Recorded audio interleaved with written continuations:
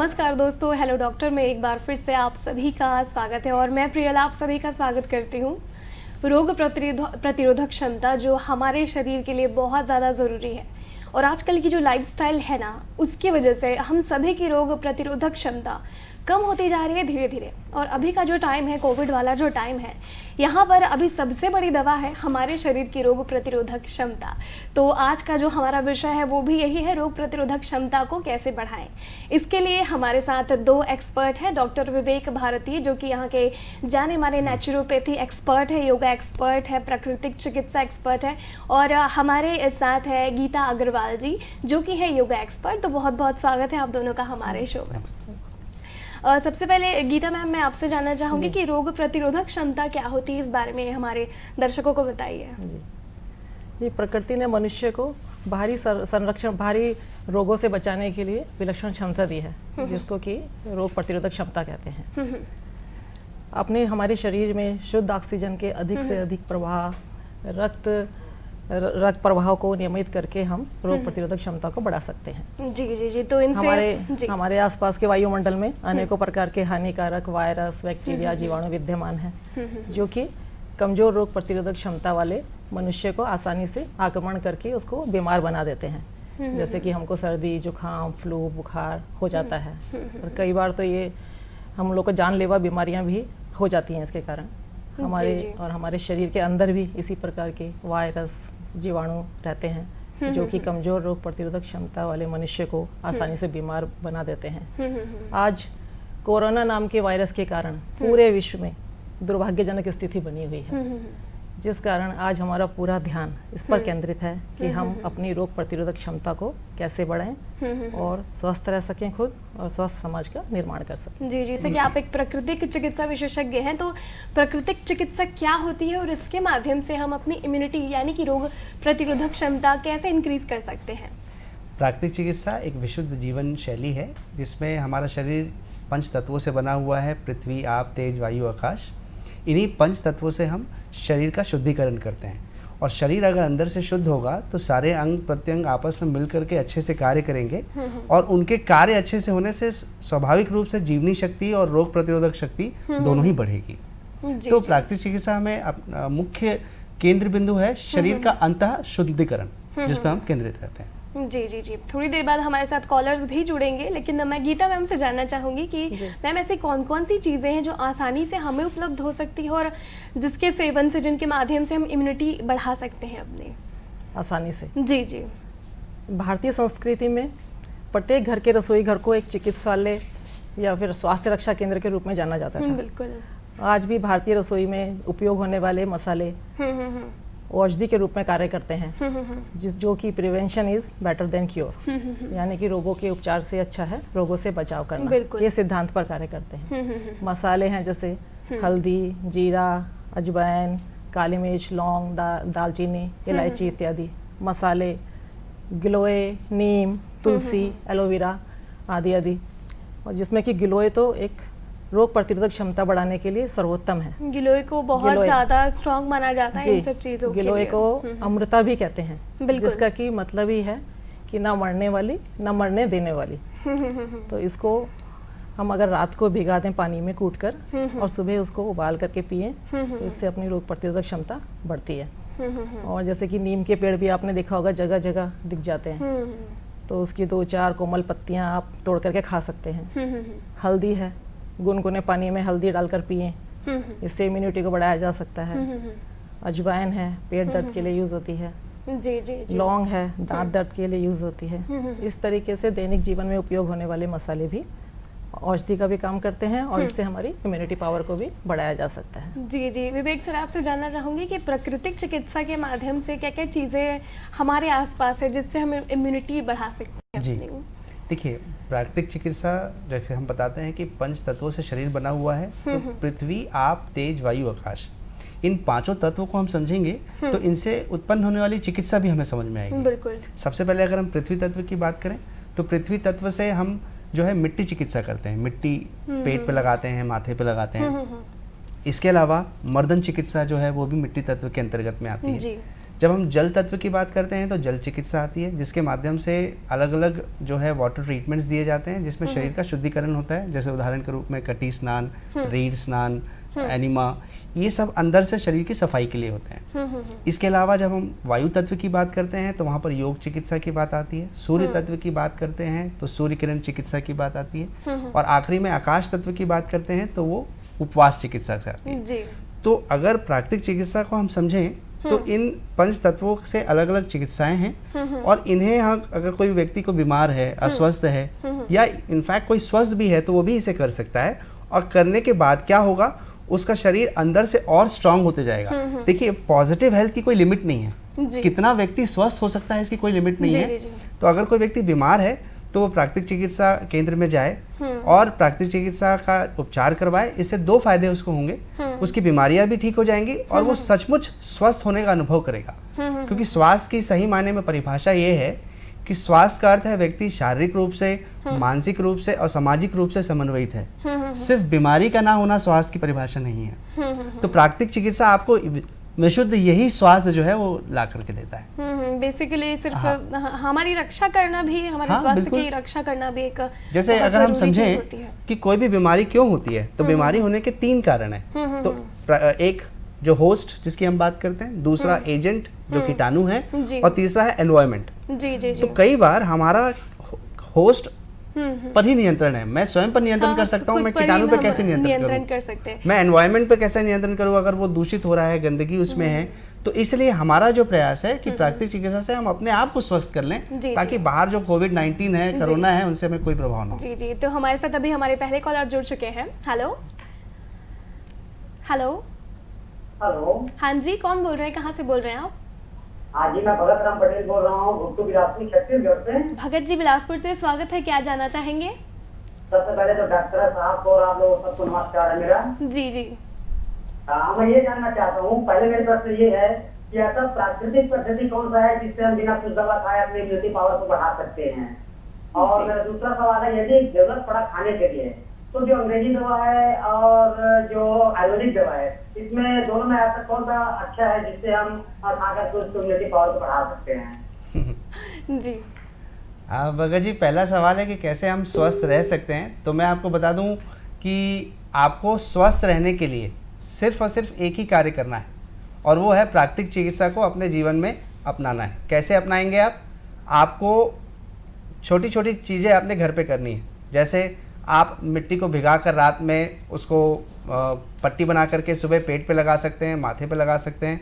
Enema जो है ले सकते हैं। पानी पीने की जो क्षमता है, जो आपकी मान लीजिए 3 लीटर 4 लीटर, उसको आपको पीना है। तो मैं सही मायने में आपको 5 चीज़ें बताता हूँ जो आपको स्वस्थ रख सकती हैं, सारी बीमारियों से बचा सकती हैं, फिर आपको किसी भी तरह के औषधि या उपचार की ज़रूरत नहीं है। पहला है आपके भोजन से जुड़ा हुआ, इसे हम लोग पंचतंत्र कहते हैं कि भोजन आपका 2 बार भोजन करिए, दिन में 3 लीटर जो है वो पानी पिए, हफ्ते में 1 दिन उपवास करें, और कम से कम 1 घंटे रोज प्रतिदिन शारीरिक श्रम, योग अभ्यास या कोई भी व्यायाम पद्धति को अपनाइए, और सुबह शाम भगवान का नाम लीजिए। मैं बहुत सरल शब्दों में कह रहा हूँ कि ये 5 चीज़ें आप अपना लीजिए, फिर आपको किसी की ज़रूरत नहीं है, कोई उपचार की ज़रूरत नहीं है। फिर भी मान लीजिए जैसी हमारी सामाजिक जीवन शैली है, भौतिक जीवन है जिसमें हम बहुत ज़्यादा अगर लेथार्जिक जीवन जी रहे हैं, तो ऐसे में आपके लिए ज़रूरी है कि फिर आप प्राकृतिक चिकित्सा केंद्र में जाइए और वहाँ अपना उपचार करवाइए। बिल्कुल, ये चीज़ें अगर फॉलो करेंगे तो वाकई में जो लाइफ है बहुत ही सही हो जानी है। हमारे साथ सर दूसरे कॉलर अभी जुड़ चुके हैं। Hello hello. नमस्कार। जी जी, कौन बात कर रहे हैं आप? जी जी मनोज जी, स्वागत है आपका, क्या पूछना चाहेंगे? मैं ये पूछ रहा था कि कोरोना वायरस के संदर्भ में प्राकृतिक चिकित्सा जो है वो किस प्रकार से योगदान दे सकता है, किस प्रकार से मदद कर सकता है? प्राकृतिक चिकित्सा कोरोना के टाइम में कैसे हेल्प कर सकती है हमारी? जी जी। हाँ मनोज जी, देखिए प्राकृतिक चिकित्सा आपको पूर्णतः स्वस्थ कर देती है। आपके शरीर की जो रोग प्रतिरोधक क्षमता है, और उससे बड़ी एक और शक्ति होती है जिसको मैं बता दूं, वो जीवनी शक्ति। और ये जीवनी शक्ति इस बात का निर्धारण करती है कि आपका शरीर कैसे कार्य करेगा। कोई भी कीटाणु, कोई भी बीमारी शरीर में प्रवेश करते ही फ्रंट लाइन ऑफ डिफेंस जो है उसको रोक करके बाहर कर देती है। अगर हम समझें तो अगर आप योग की जो कुछ पद्धतियां हैं, जैसे नेति है कुंजल है। देखिए कोविड-19 मुख्यतः जो है आपके लंग्स को प्रभावित करता है, तो इसके लिए आप योग के सारे श्वसन अभ्यास जो है वो करें। नेति कुंजल जो है, नेति के द्वारा हम नाक की सफाई करते हैं, कुंजल के द्वारा पेट की सफाई करते हैं। ये 2 सरल पद्धतियां आप सीख लीजिए और इसे सीख करके आप नियमित अभ्यास करिए और फिर आपको इनफैक्ट इतना करने से ही आप अपने आप को स्वस्थ अनुभव करेंगे। प्राकृतिक चिकित्सा में अगर हम बात करें तो भोजन को सुधार कर लीजिए। देखिए भोजन को ही हमने औषधि कहा है। जी बिल्कुल, और गलत खान पान ही बिगाड़ भी देता है और सही खान पान हमारा हेल्थ को मेन अच्छा भी फ्यूल करता है। तो आप अपने भोजन को ठीक कर लीजिए, स्वस्थ भोजन शैली अपनाइए, दिन में 2 बार भोजन करिए और 1 बार फल या सलाद का अपने दैनिक जीवन में उपयोग करिए।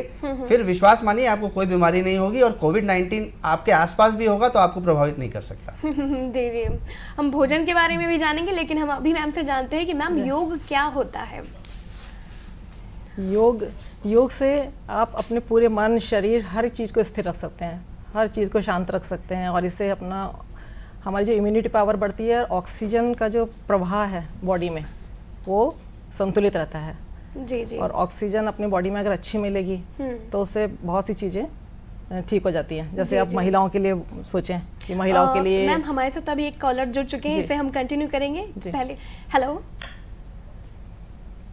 हेलो। हाँ जी, कौन बोल रहे हैं, कहाँ से बात कर रहे हैं? बेमेतरा से भागवत निर्मल सर। बेमेतरा से भागवत जी, स्वागत है आपका। क्या जानना चाहेंगे आप? नमस्कार राम मैडम। नमस्कार। अच्छा, अभी एक बरसात का मौसम जो आ रहा है, इस समय हमारे सेहत के लिए कौन कौन सी भोजन किए, कैसी किए, और कोविड-19 से वो भोजन से कोविड-19 दूर होगा कि नहीं होगा, इस संबंध में जानकारी। जी जी जी भागवत जी, सिर्फ भोजन ही नहीं, आपके जैसे मैंने 5 चीज़ें आपको बताई कि आपको भोजन के साथ साथ नियमित योग अभ्यास भी करना है अपने आप को स्वस्थ करने के लिए। पर अगर आप ये जानना चाहते हैं कि कैसा भोजन होना चाहिए तो 2 चीज़ें आप ध्यान में रखिए कि घर का जो संतुलित सादा भोजन है जो भारतीय परिवेश में दिया जाता है, रोटी सब्जी दाल चावल, इसी का उपयोग करिए, बट इसकी मात्रा को नियंत्रित रखिए। कितना खाना चाहिए आपको, तो याद रखिए एक फॉर्मूला आपको बता रहा हूँ, इसको आप अपना लीजिए। आधा पेट आपका सॉलिड होना चाहिए, सॉलिड फूड से होना चाहिए भरा हुआ, 1/4 पानी से और 1/4 खाली होना चाहिए।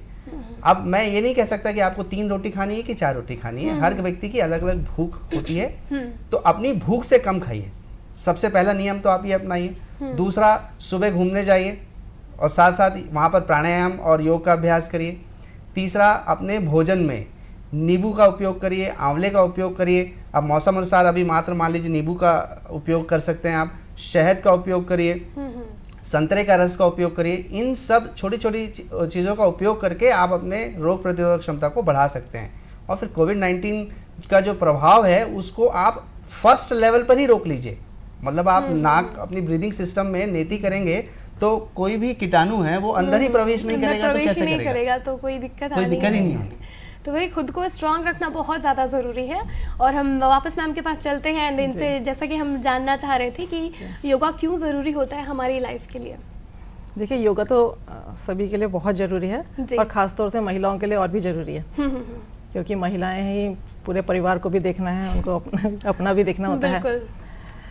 और महिलाओं के लिए क्या है कि जैसे पहले तो हमारे घर में, हमारे रसोई घर में महिलाएं बैठ करके सब खाना बनाती थी, खुद ही मसाले साफ करके इमाम दस्ते में कूट के उससे खाना बनाते थे, घर में ही आटा पीसते थे चक्की में, मिर्ची मसाले सारे सब कूटने थे, काम करते थे और फिर घर में सब साफ सफाई जो भी करना है तो काफ़ी उनका व्यायाम हो जाता था। लेकिन आज के मशीनी संसाधन के युग में महिलाओं को भी खड़े होकर के काम करना पड़ता है, तो उससे उनको वेरिकोस वेन की प्रॉब्लम, घुटनों में दर्द की समस्याएं, कमर दर्द की समस्याएं आ जाती हैं, तो जिसके कारण हम लोग को इम्यूनिटी पावर भी, उनको प्रॉब्लम भी होती है और इम्यूनिटी पावर कम होने के कारण सर्वाइव कर नहीं पाते, किसी का काम नहीं कर पाते हैं। तो इसलिए उनको योग से क्या होता है कि शरीर लचीला होता है जी, उससे ऑक्सीजन को ज़्यादा से ज़्यादा बॉडी में रोक सकते हैं, में जाता है जी। जब ऑक्सीजन को ज़्यादा से ज़्यादा बॉडी में रोकेंगे तो आपका ब्लड सर्कुलेशन भी ठीक होगा और इस कारण से अपने रोग प्रतिरोधक क्षमता बढ़ेगी भी और जल्दी से कोई आपको रोग नहीं लगेगा। जैसे सर्दी जुकाम फ्लू जल्दी लग जाते हैं, वो बहुत जल्दी से आपको नहीं होगा जी जी। इसलिए योग तो बहुत ही ज़रूरी है। योग से हम मन शरीर सब चीज़ हमारी स्थिर रहती हैं, पूरी पर्सनैलिटी को डेवलपमेंट रहता है। जी जी जी। तो मैम से जो इजी स्टेप्स हैं योगा के वो भी हम जानेंगे, लेकिन अभी जुड़ते हैं हमारे कॉलर के साथ। हेलो हाँ मैडम नमस्कार। नमस्कार, कौन बोल रहा है, कहाँ से बात कर रहे हैं? जी मैं सागर किरण साहू राजनांदगांव छत्तीसगढ़ से बोल रहा हूँ। राजनांदगांव से हैं सागर जी, तो बहुत बहुत स्वागत है। क्या जानना चाहेंगे? जी पाचन क्रिया सही नहीं रहता, तो इस वजह से मैं जानना चाहता हूँ प्राकृतिक रूप से किस प्रकार इलाज करा जाएगा।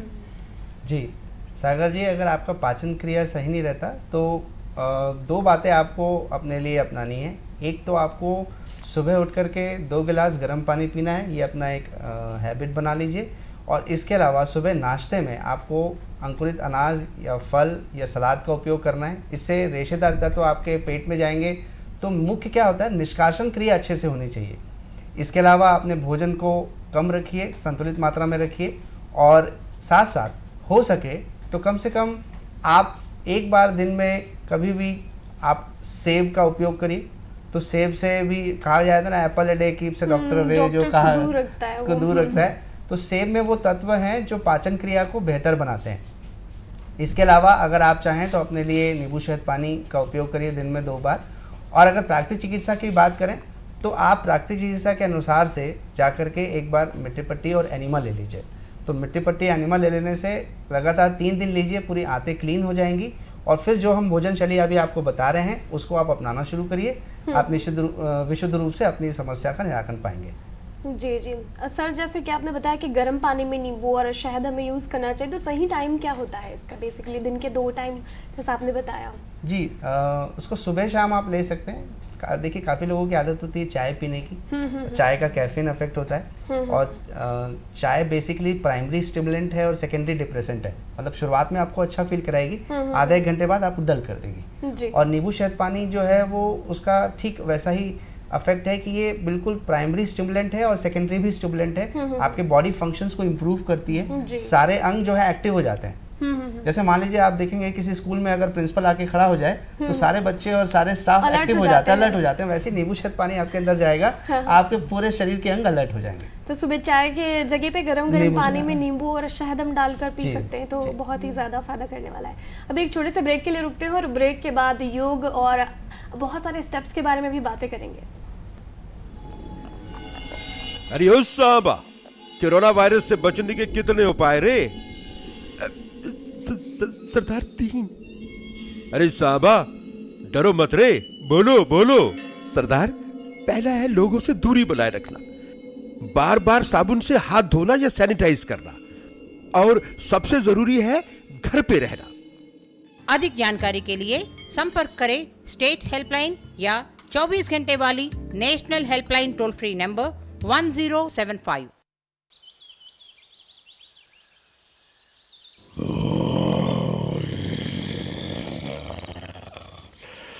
लापरवाही से बाहर मत फिरो।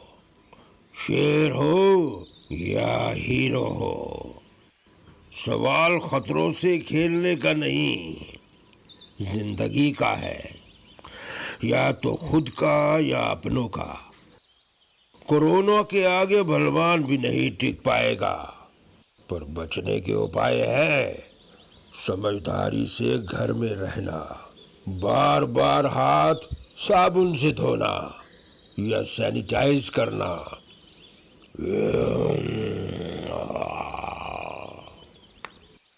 ब्रेक के बाद एक बार फिर से स्वागत है आप सभी का। रोग प्रतिरोधक क्षमता के बारे में हम बातें कर रहे हैं और हमारे साथ है डॉक्टर विवेक भारतीया, जो कि है प्राकृतिक चिकित्सा एक्सपर्ट, और गीता अग्रवाल जी हैं हमारे साथ, जो कि है योगा एक्सपर्ट।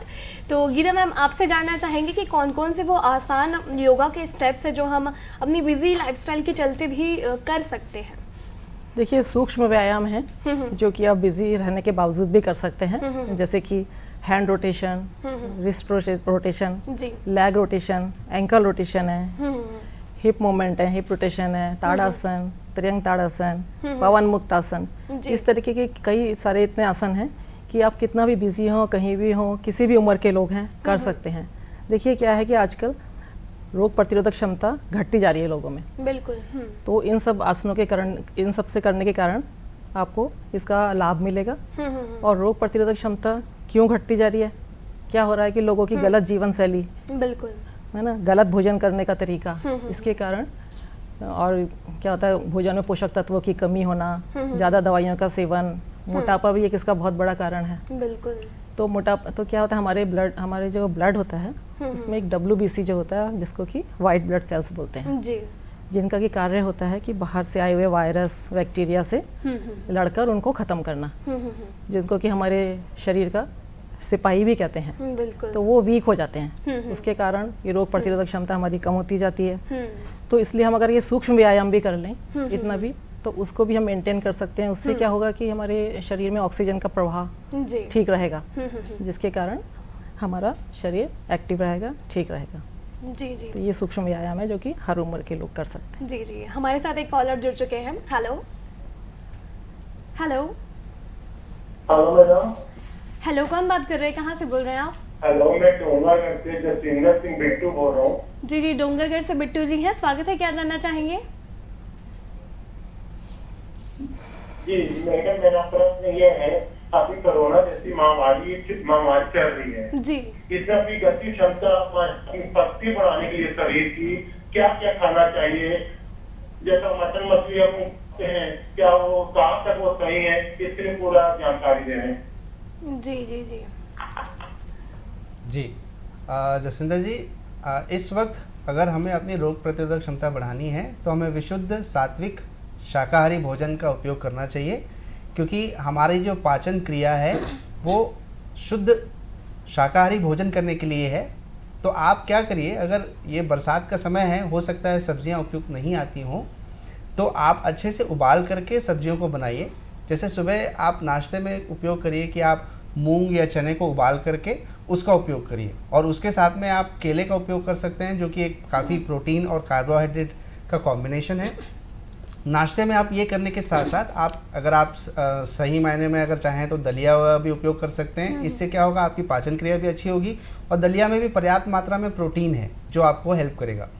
दोपहर के भोजन में आप चने और गेहूं की रोटी का उपयोग कर सकते हैं। तो चने और गेहूं को मिक्स करके उसकी रोटी का उपयोग करिए, तो उसमें पर्याप्त मात्रा में प्रोटीन है, और साथ साथ आपको दाल की जो आपके शरीर की कमी है, प्रोटीन की कमी है, वो पूरी करता है। और हरी सब्जियों में अच्छे से उबाल करके पका करके उसको बनाएं, खासकर ये बरसात के मौसम में ये ज़रूरी है। जी जी। तीसरी बात ज़रूरी है कि आप शाम के समय में कोई भी गर्म पेय पदार्थ पीजिए। जैसे आप चाहें तो काढ़ा, तुलसी अदरक काढ़ा का उपयोग कर सकते हैं, या फिर आप सूप का उपयोग कर सकते हैं। और रात के भोजन में देखिए, कई लोग सिर्फ चावल खाना पसंद करते हैं, तो कोई दिक्कत नहीं है, आप दोपहर में चावल भी खा सकते हैं। पर आप एक बार में एक ही अनाज खाइए। अगर आपको चावल खाना है तो चावल खाइए, और रोटी खाना है तो रोटी खाइए। जी जी, कुछ लोग रोटी और चावल का कॉम्बिनेशन पसंद करते हैं जी। और तीसरी चीज़ ज़रूरी है, कच्चा और पक्का एक साथ मत खाइएगा।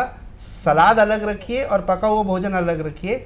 सलाद जब भी आपको लेना है, खाने से 2-3 घंटे पहले लीजिए, और रात का जो भोजन है वो शाम को 6, साढ़े 6, 7 बजे तक लीजिए। ये भोजन में आप इतना परिवर्तन अगर लेकर आ जाते हैं, तो विश्वास मानिए कि आपकी रोग प्रतिरोधक क्षमता भी अच्छी होगी, और कोविड-19 से आपको कुछ नहीं होगा। जी जी। तो अब तक हम सलाद खाने के साथ में खाते आ रहे थे, और चावल रोटी, मतलब हम कितना गलत डाइट फॉलो कर रहे थे। सर, योगा के हिसाब से खानपान, सही खानपान क्या होना चाहिए, एक प्रॉपर स्टेप वाइज अगर हम फॉलो करें तो? जी देखिए, योगा हमेशा कहता है कि हमारे शरीर में जो प्रभाव पड़ता है वो भोजन का ही पड़ता है। और भोजन 3 प्रकार के होते हैं, एक तामसिक भोजन, राजसिक भोजन और सात्विक भोजन। जी। तो जैसा भोजन करेंगे वैसे ही हमारे मन में परिवर्तन होंगे। अगर हम तामसिक भोजन करते हैं तो हम लेथार्जिक रहेंगे, डल रहेंगे, किसी भी कार्य को करने की इच्छा ही नहीं होगी। राजसिक भोजन करेंगे तो ओवर एक्टिव रहेंगे जी। और अपनी एनर्जी कहाँ निकालें, तो कई बार अगर एनर्जी नहीं निकालते तो वो गुस्से के रूप में, तनाव के रूप में निकलती है। तो सात्विक भोजन, जैसा हम फ्यूल डालते हैं, तो सात्विक भोजन क्या कह रहा है कि आप, जो मैंने अभी कुछ देर पहले कॉलर को बताते हुए कहा कि विशुद्ध शाकाहारी भोजन, जिसमें 2 बार आपको दिन में भोजन करना है और 1 बार फल और सलाद का उपयोग करना है। अब यहाँ पर क्या ज़रूरी है कि हम 3 बातों का पालन करते हैं। क्या खाना चाहिए, तो क्या खाना चाहिए, जो सुपाच्य हो वो खाना चाहिए। देखिए, जो चीज़ बाहर से कड़ी होती है वो अंदर में भी जाकर के कड़ी होती है। मान लीजिए मूंगफली है, अगर आप उसको खा रहे हैं तो उसके शरीर से निकलने में उसको दिक्कत होगी। तो उसी तरह से आप तरल और नरम पदार्थों का उपयोग करिए, खासकर अपने आप को स्वस्थ रखने के लिए सात्विक भोजन में उसका सम्मिलन करें। इसके अलावा जो दूसरी चीज़ ज़रूरी है प्राकृतिक चिकित्सा में, कि वो पानी पर्याप्त पीजिए। कम से कम 3 से 3.5 लीटर पानी आपके शरीर में जाना चाहिए, उतना नुकसान हो जाता है रोज़। तो वाटर हमेशा बैलेंस में रहना चाहिए। तो ये भोजन के लिए ज़रूरी है। और रात में भोजन ना करें। ये योग कहता है कि आप 2 बार भोजन करिए और शाम एक को 6-7 के आसपास खा अगर लीजिए। रात का भोजन हो जाए तो। एक वेदों में कहीं परिभाषा की बात कहूँ तो जो एक भुक्तम योगी जो एक ही बार खाता है, 2 भुक्तम भोगी और त्रिभुक्तम रोगी। जी जी जी। तो अगर आपको योगी बनना है तो आप 1 से 2 बार बस खाइए। आपसे मैं ये जानना चाहूंगी कि जो रोग प्रतिरोधक क्षमता जो घटती जा रही है उसका मुख्य कारण क्या क्या हो सकता है, क्योंकि बहुत सारे रीजन है, अभी जलवायु है, खान पान है। जी, आपने बिल्कुल सही कहा, बहुत सारे कारण हैं रोग प्रतिरोधक क्षमता के घटने का। बट आपको मैं बता दूं कि शरीर में जो गंदगी इकट्ठा हो रही है, जैसे आपने भोजन किया, भोजन का समय नहीं रहा, तो शरीर की जो निष्कासन प्रणाली है वो कमज़ोर होती चली जाती है। पहला कारण तो ये। दूसरा कारण जो तनाव के कारण से हमारे शरीर की अंदरूनी कार्य करने की क्षमता है, जो हमारे हार्मोन्स हैं, जो हमारी सर्कुलेटरी सिस्टम है, वो ठीक से काम नहीं कर रही है। तो इसके कारण से हमारा शरीर क्लॉग्ड होते जा रहा है। बिल्कुल। तो तनाव एक कारण, अनियमित भोजन एक कारण, और तीसरा मेहनत ना करना। आज शारीरिक श्रम का अभाव, लोग चलते भी नहीं है आधा किलोमीटर 1 किलोमीटर, थोड़े से में थक तो भी जाते हैं। ये भी उनके शरीर को कमजोर करते जा रहा है। देखिए, अगर गाड़ी नहीं लेंगे, उसका रोज उपयोग नहीं करेंगे तो पड़ी खराब हो डेफिनेटली जाएगी। वो खराब हो जाएगी। तो शरीर रूपी मशीन को चालू रखिए, जो हमने बातें भोजन से बताई। इसके अलावा योगा को अपनाना बहुत ज़रूरी है। यहाँ पर योगा का रोल आता है और तभी हम अपनी बीमारियों से बचाव कर सकते हैं। जी जी। और जैसा कि हमारे पास वक्त की कमी है, गीता मैम से जानना चाहेंगी, मैम जाते जाते एक छोटा सा आप संदेश देते जाइए हमारे दर्शकों के लिए, ताकि वो सही लाइफ फॉलो कर सकें। देखिए, मैं इसके लिए अपना अनुभव, स्वानुभव ही बताती हूँ, अपना ही अनुभव बताती हूँ मेरे साथ क्या हुआ। कि मुझे स्पोर्ट्स बहुत पसंद था, बहुत ज़्यादा। मैं बैडमिंटन खेलती थी, मुझे मशीनी एक्सरसाइजेज बहुत पसंद थी। लेकिन क्या हुआ कि थोड़े दिनों बाद मुझे कुछ नीज़ में प्रॉब्लम आई, तो मैं डॉक्टर के पास गई। तो मुझे डॉक्टर ने बोला कि आपको तो नीज़ रिप्लेसमेंट कराना पड़ेगा और आप सीढ़ी भी नहीं चढ़ सकते हैं, नीचे बैठना नहीं है आपको, और इमीडिएटली आपको ऑपरेशन कराना होगा। तो मैं योगा की तरफ गई। मैं सोचती थी योगा तो बहुत ज़्यादा उम्र के लोग करते हैं और इतना स्लो प्रोसेस है, क्या मज़ा आता होगा, क्या उससे बेनिफिट मिलता होगा। लेकिन जब मैं योग में गई तो मुझे इतना अच्छा लगने लगा, मेरे नीज़ में भी बहुत आराम आया और मेरा मन भी थोड़ा शांत रहने लगा। और 10 साल हो गए इस चीज़ को मुझे योगा कर रही हूँ, और आज मैं सीढ़ी भी चढ़ रही हूँ, नीचे भी बैठ रही हूँ, खेलती भी हूँ। 10 साल हो गए हैं। लेकिन हो सकता है मुझे बाद में कराना पड़े ऑपरेशन, लेकिन कम से कम योगा के कारण 10 साल पीछे कर दिया मैंने ऑपरेशन। बहुत बड़ा बदलाव लेकर तो आता मुझे है मेरे अंदर तो योगा ने बहुत बड़ा बदलाव लेके आया है। जी। तो बहुत बहुत शुक्रिया, आप सब हमारे साथ आए और हमारे दर्शकों को इतनी यूजफुल जानकारी दी। अगले एपिसोड में हम फिर से हाजिर होंगे, तब तक आप अपना ध्यान रखिएगा। नमस्कार।